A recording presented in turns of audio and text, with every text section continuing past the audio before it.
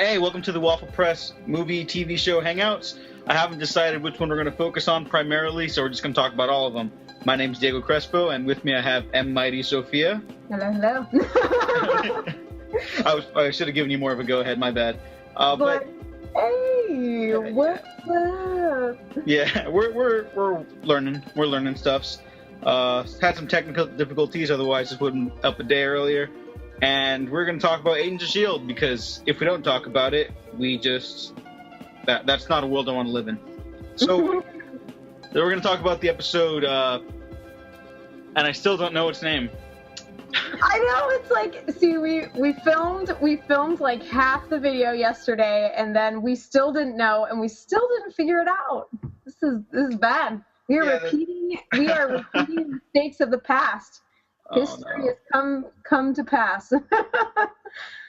Hopefully we can get through this. Well, what did you think about the return of Sif and the discovery of Sky's powers? This is kind of a big episode.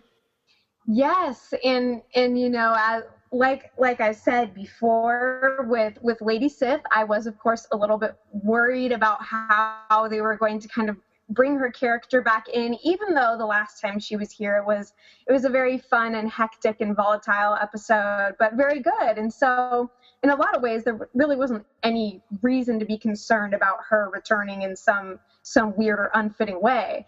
But it was a little bit disconcerting, of course, with her at the beginning not being able to remember who she was, and it didn't really make sense initially, and you're thinking, why exactly would they be doing this? Like, what is the deal here? We have enough on our plates. And then it all kind of intertwined with what's happening with Sky right now too.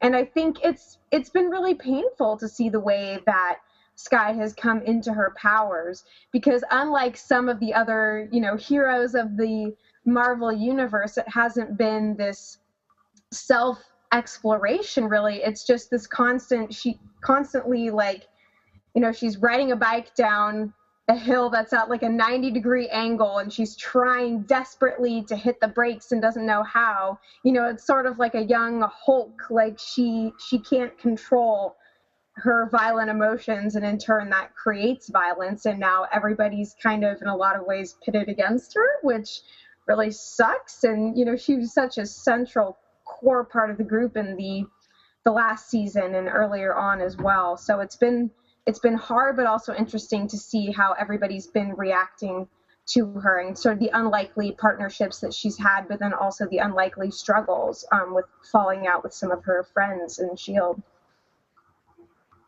Yeah, I think you pretty much hit the nail on the head. I like the comparison to a younger Hulk, where she goes through this accident essentially, even though it's technically embedded like in her DNA, I guess, from early on, from through her mother and all that. But she still has this thrust upon her. She was relatively normal before, I guess like super genius hacker lady, but now she discovers like, she might be considered a monster, and people do consider her a monster, and it's sad. But I also like the contrast with that of members of the group, specifically Fitz, Coulson, and May, who are watching over her still, and were the first ones to defend her, even when Lady Sif and that Inhuman dude went out to destroy her or take her somewhere. It was kind of unclear to me if they were going to kill her or trying to kill her right there, or if they were going to take her to like Asgard or something. I know, it's one of those situations where it's like, she needs to be put down. Like, what does that mean? Yeah, it's like in comedies when they're like, take them out, and they're like, oh, you want us to take them out to dinner? No, take them out. Oh, so like Chinese takeout? What do you? Yeah, that's kind of the thing I got from it. So maybe they were more clear about it, and I just didn't pay attention enough. A big highlight for me is actually, I was concerned about Sif and how like she was going to be implemented into the episode. I was like, I'm glad to see her again, but it's kind of a random thing to just throw her in the middle of this overarching story. And then you're right, how she became intertwined with the story they were telling right now, and more revelations about galactic society stuff and Inhumans and Kree and Guardians of the Galaxy, like all this big mess of stuff all coming together, and it feels not messy. It just feels like a comic book, which I personally love, and I'm pretty sure you do too. Oh yes. Mm-hmm. But sorry, go ahead. Oh no, I was just saying, but of course, I really enjoyed the overall feel and the way that they brought all these seemingly disparate parts together, and that to me shows that we should be in for a really good season. Like you said, it's been getting better and better in so many ways. Yep, totally agree. Any other highlights you want to point out before we move on? I think we kind of touched on all the big components, seeing how Lady Sif joined in and all these relationships. Oh, the one thing that we forgot to talk about was the sort of conspiracy that's brewing within S.H.I.E.L.D. with Bobby. Yes, right. Yes. The elephant in the room for them and for us. Oh, yeah, totally. Yeah. So that's a little bit of scariness, and trying to figure out what is this going to mean for S.H.I.E.L.D., or more specifically for our group, because they pretty much are what S.H.I.E.L.D. is right now, whether that's going to be staging some kind of coup or taking Coulson out, because he's in a really interesting place where everybody's completely divided about whether they can fundamentally trust him at the end of the day or not. With some of the calls that he's made, it's sort of that like Nick Fury ordeal where people are very divided on the calls that he makes, and so that's scary. Yeah, I thought Mac was gonna kill Hunter right then and there instead of just choking him out. That would have been a little crazy. I'm glad they didn't. I like having the character around, and that kind of shows me that they're not Hydra or anything like that. Nothing crazy, and they've already kind of pretty much stated that too. Mm-hmm. But I like the idea of the different factions of S.H.I.E.L.D. Like there's a faction in the comics called Sword. Mm-hmm. I know little to nothing about them, but they're basically like S.H.I.E.L.D., but not S.H.I.E.L.D., just just comics. And maybe that's what this type of story is heading towards, like maybe a split in S.H.I.E.L.D. to create Sword, and then they'll have like a bunch of agents over here and a bunch of agents over there, which will be more problematic for them because then they'll just have like greater divides, and they'll be easier for whatever upcoming villains they have to take them on. Mm-hmm. One last thing before we move on to our next topic, which should be fun. I believe Cal, Sky's dad, is creating a team of supervillains, like the Masters of Evil from the Avengers comics. They're not doing that story in the movies yet. I hope they do. I like villain team-ups a lot.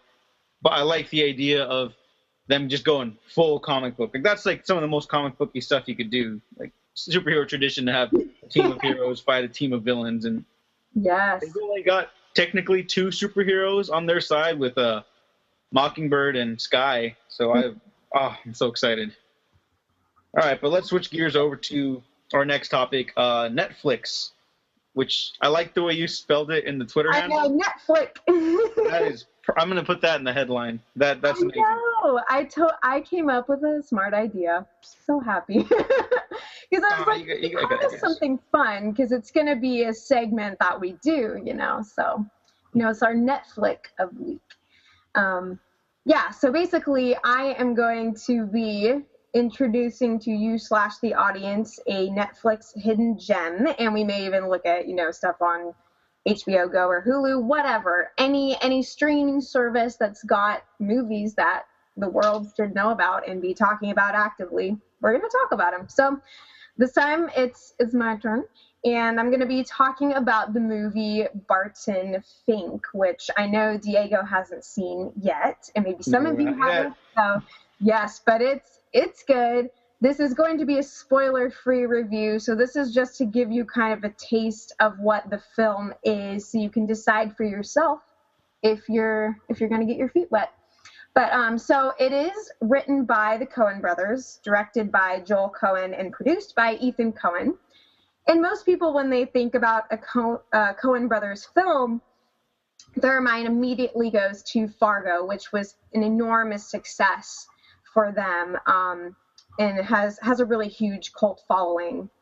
And this film is very much of the Coen brothers' distinct style, super in the black comedy zone. you think about some of the most shocking moments of Fargo, and Barton Fink definitely comes with its own. I will not spoil those for you, but I highly encourage you, if you're ready for one hell of a ride and a very different sort of thriller, this is definitely for you. So we are set, as far as the time, 1930s, 1940s, kind of Art Deco style, and it takes place in Hollywood, California. So the main character, the titular character, is Barton Fink, who's played by John Turturro, who I think looks like a turtle. And I love that guy. So Oh my God. he so does. He so does. I mean, Maybe. I don't know about that. I think it's like his mouth. Really, that's just about it. It makes me think of like a tortoise, but that is besides the fact. I'm going to put a comparison picture over this. Oh, please do. Please do. Yes. This, I look forward to seeing this in post. That'll be excellent. Anyways, so Barton Fink is this left-wing New York playwright who is summoned by Hollywood to the motion picture company Capitol Pictures to produce a screenplay for a wrestling film. And this comes after the success of one of his stage plays. And as much as he despises everything that the film industry is and stands for, he decides to subject himself to this creative torture anyway. And he relocates from east to west. And he meets at this hotel where he goes to stay as he's working on the screenplay. He meets this guy named Charlie Meadows, who's played by John Goodman. He's kind of the pleasant next door neighbor guy. He labors as a traveling salesman during the day, and he frequents Fink's place in the evenings, seeming to have a lot of stories that he never quite gets to tell, because Fink likes to go off about the lost voice of the common man and poetry and kind of soliloquizing or whatever the word is, rather than actually writing what he needs to write. He goes on and on about how he is unable to write and what he dreams of doing as a writer, all the while just kind of dwindling down into an endless rabbit hole. That's just kind of the guy that Fink is. He's not stupid, but he is an idiot, is the best way that I can describe him. All right, okay. No, I know the type. Yeah. Yeah, that's the guy. He's very intellectual, but as far as applying that in the real world, he's kind of left just sweating and blinking with his giant eyes and trying to figure everything out and failing constantly. But he makes it, John Turturro makes it very interesting to watch. Interesting and uncomfortable, but very fun at the same time. And then there's also a little Steve Buscemi cameo, as, you know, the Coen brothers and he are peas in a pod. He plays the faithful lobby boy, Chet, who basically carries everyone's shoes from their rooms, and that's what he does. And he's around. He's about in the midst of this. And then, you know, we've got the big, like, grotesquely cosmopolitan studio head who decides to send Barton on this perilous journey to writing a formulaic, sure-to-sell, heroic, everyman wrestling tale. And it is very much an uphill climb for Fink, who this whole world is completely foreign to him. He meets another famed American author along the way who kind of becomes a sort of unlikely friend. The guy's name is W.P. Mayhew. He's played by John Mahoney, I believe it is.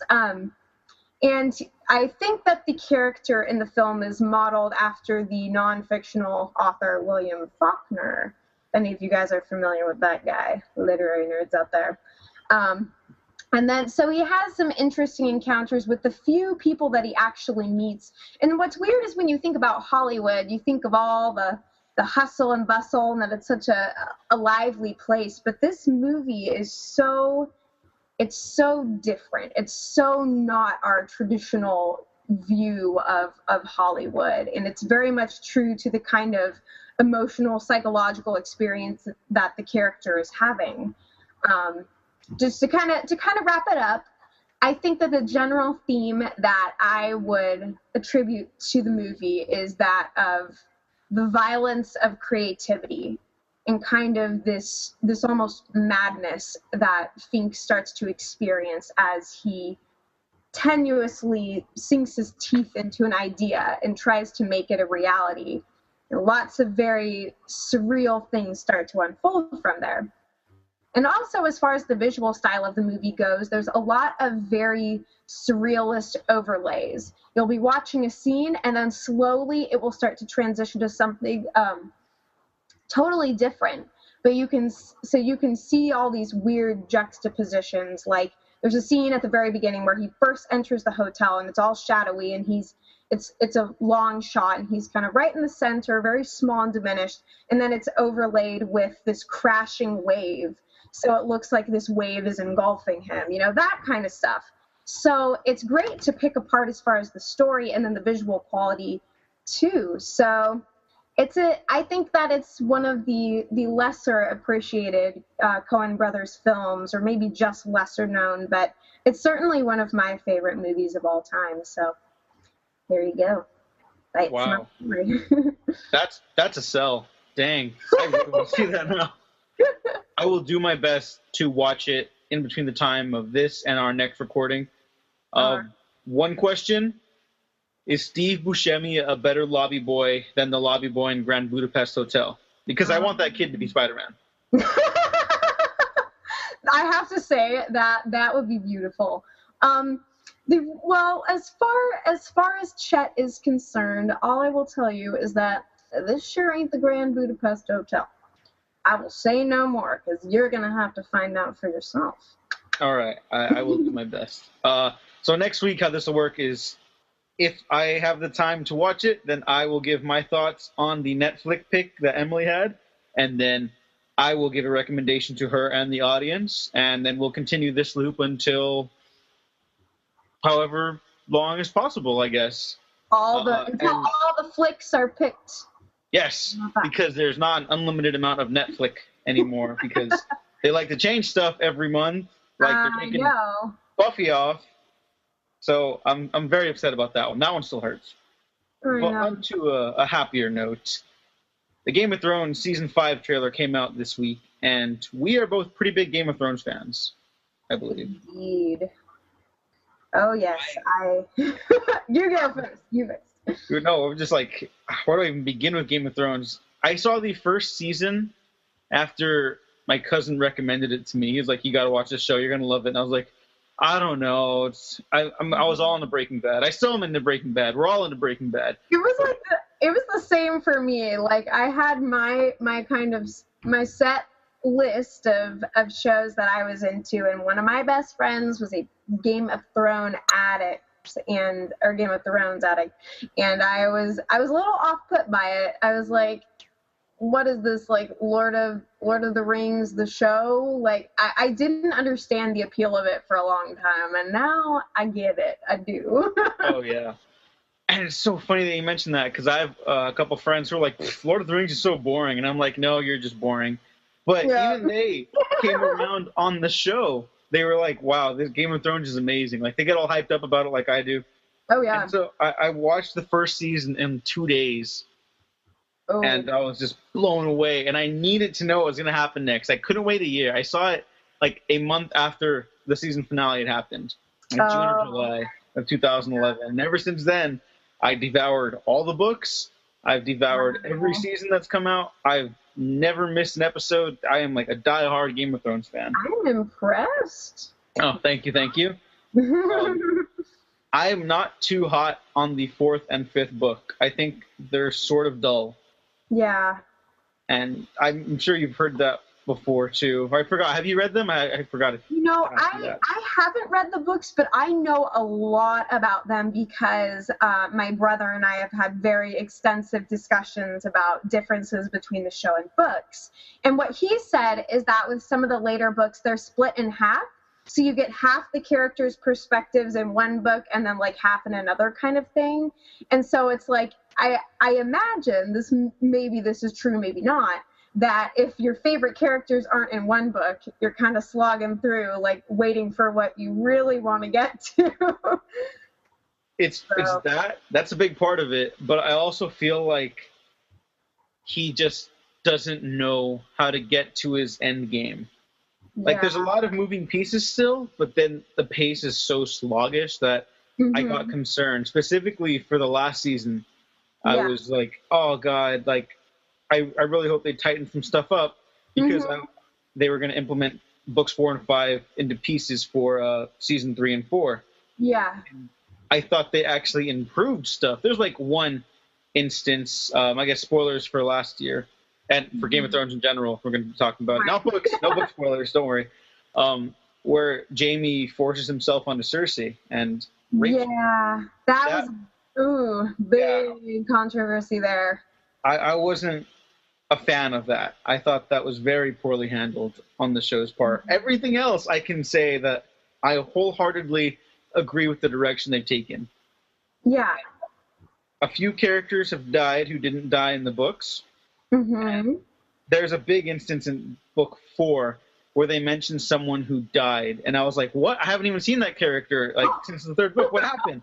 And then in the 5th book, you find out that's not the case. And I was like, oh, thank God. That would have been so disappointing. That's crazy. It was easy for me because I read them all back to back, but someone else would have waited 5 years to find that out. I would have been frustrated. No joke. All right, so let's dive into the trailer. Favorite moments from the trailer and what you're looking forward to.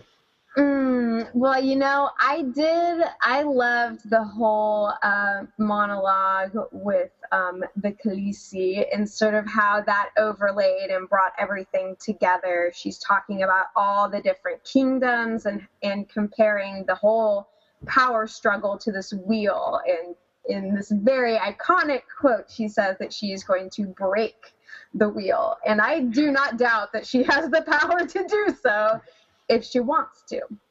Because Mama's got some dragons. I know. Yes, can she train her dragons? But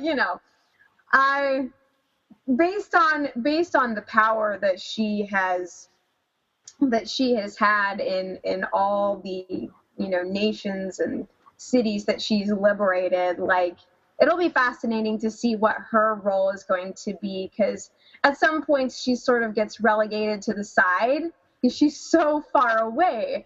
Even just geographically, she's very distant from these struggles. But that gives her such an interesting perspective because she's sort of, with what she's talking about, we see everyone's struggles and all this fighting and tension in the trailer, and how she's sort of talking over it like, all this is just going on and on. One's on top, the other's crushed. They get crushed, the other's on top. No, we're not doing that anymore. And I definitely got a chill from that, because she is the kind of woman who has the power to make that happen, to arguably unmake this system that's just been spinning and spinning out of control for centuries, for however long. But so I just like the general theme of it all. Specific moments, it's hard to break down. I had to watch it so many times to try and catch everything. But yeah, that speech is pretty epic. I feel like she gets a good speech every season so far. Oh yeah, and that's great. She's probably like my 4 or 5 top favorite characters. My number 1 has been Sansa for the longest time now. I guess for me, favorite moment would be Tyrion looking up and seeing the dragon from that ship. Yeah, see, it's all coming together. I love the politics behind this series, how it's kind of relevant to how real politics is, where people are like squabbling over like most meaningless things, basically. Like, we're going to fight over this land here and fight over that there. But then it's like, wait, the White Walker's up north. No, I'm going to fight over here. Wait, there's dragons. Oh, no, I'm going to fight over here. Like, it's just a kind of silly thing I noticed. Yeah, that shot, that's the one that the trailer got me super pumped. But that's the one that was like, I felt the scale of Game of Thrones again. I'm like, whoa, there it is. Because it feels like watching a movie a lot of times. Like, it's a very cinematic program. I mean, HBO's tagline is that it's not TV, and I think a lot of the shows still look like TV, but that Game of Thrones, whew, Yep, they have put the money in, and in fact, I know that they did. They actually showed one of the episodes in IMAX theaters. Did you hear about that? I didn't get to go to it. It was the last 2 episodes of season 4, the Battle of the Wall and the Children, and I didn't see them because I got super busy in January or February, whenever it was. Yep, time was. I hated myself. I still hate myself for that. It'll happen again. It's bound to happen. They've done it once, and considering the fact that things are only going to get more epic from here, we'll have those cinema level experiences. They'll make it happen. I know they will. Gosh, I hope so. All right, as a non-reader of the books, what do you foresee happening, or what do you hope happens this season? That's a great question.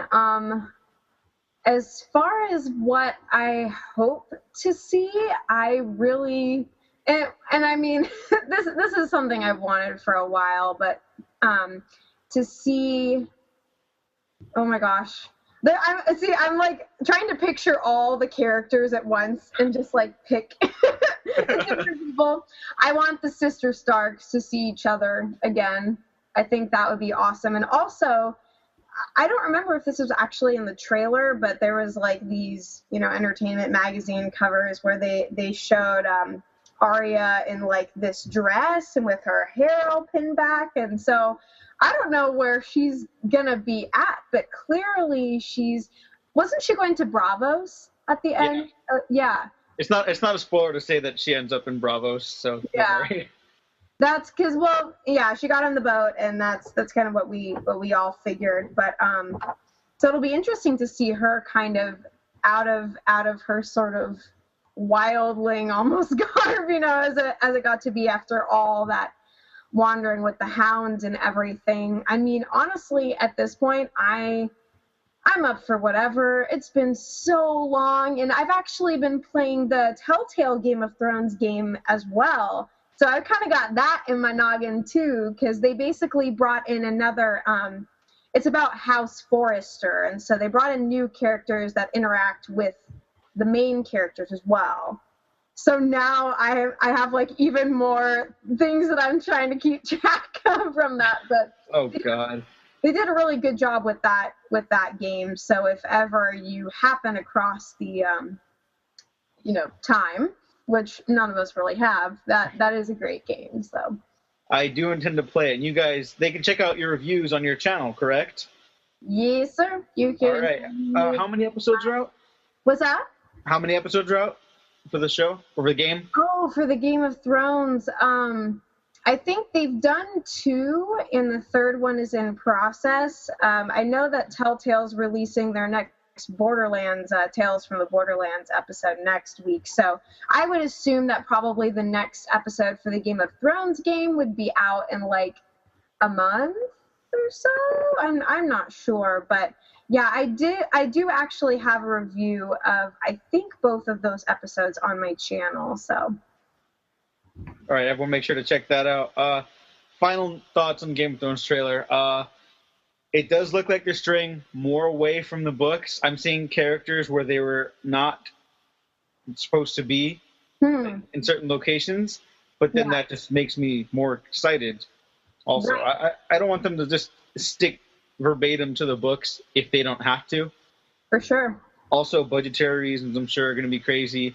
I'm pretty sure books 4 and 5 are just being compressed into this one season, or at least the majority of them. And I think that is the best decision because, like I said earlier, those are kind of a slog to get through. It's a grind. It's work. The first 3 are pretty much page turners. The last 2, maybe not so much. All right. Anything else you want to know about Game of Thrones? I say bring it. I'm ready. I want it. I like that. We need to figure out like house words, for like ourselves. Yeah. Okay, that's our homework. Okay, we're going to figure out house words. All right, I guess that's going to be a wrap for us here at the Waffle Press Hangouts. My name's Diego Crespo. And I'm M. Mighty Sophia. And we have been Professionally Unprofessional. Thanks for listening, guys.